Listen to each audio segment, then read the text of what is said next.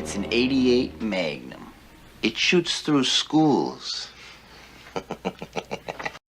Our schools aren't safe anymore. There have been 18 shootings this year alone. There have been 200 school shootings since Sandy Hook.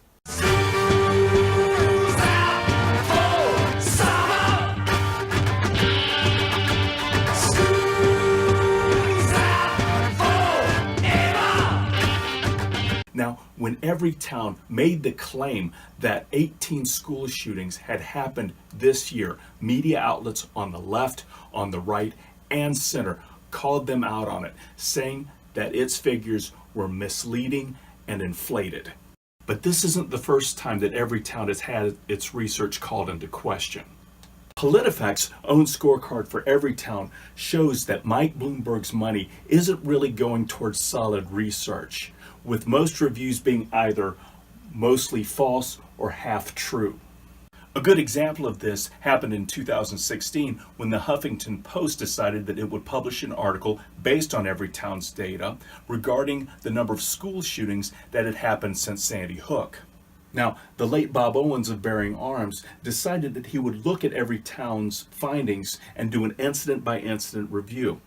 His investigations discovered that the majority of Everytown's findings really weren't school shootings at all. In fact, only 75 of them really met a very generous definition of school shootings, while only 44 really met what most people would consider a school shooting.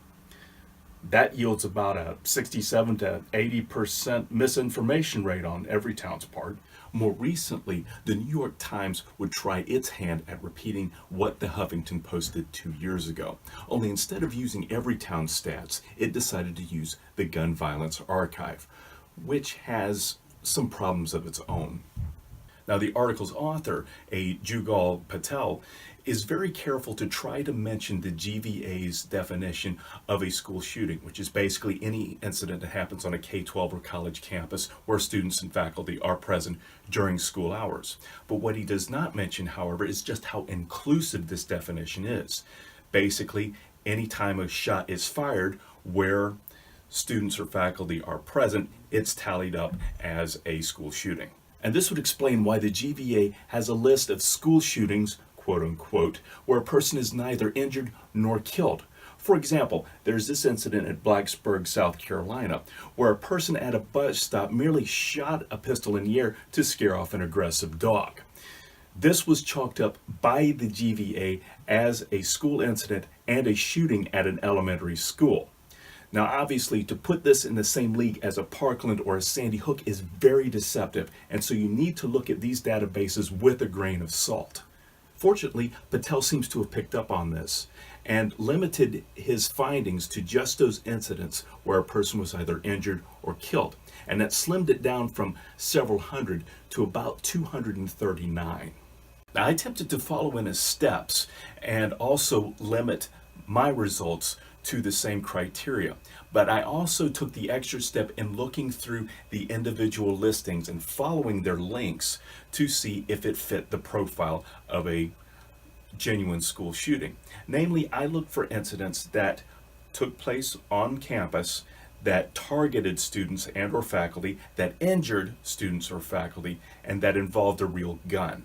Now, of the 232 incidents that I found, the majority of them were very questionable as school shootings proper.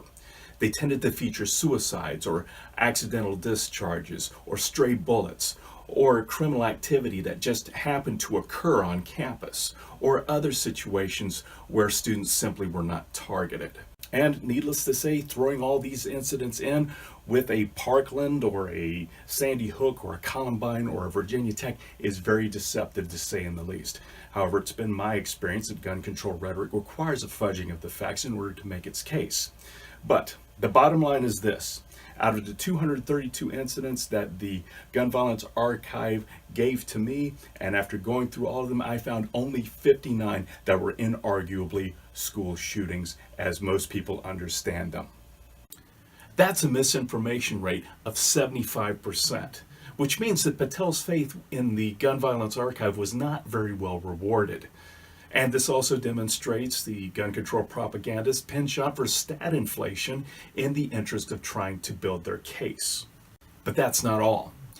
Those 59 school shootings didn't happen over the course of just 1 year, but over 4 years, which means an average of about maybe 15 school shootings happened during that time.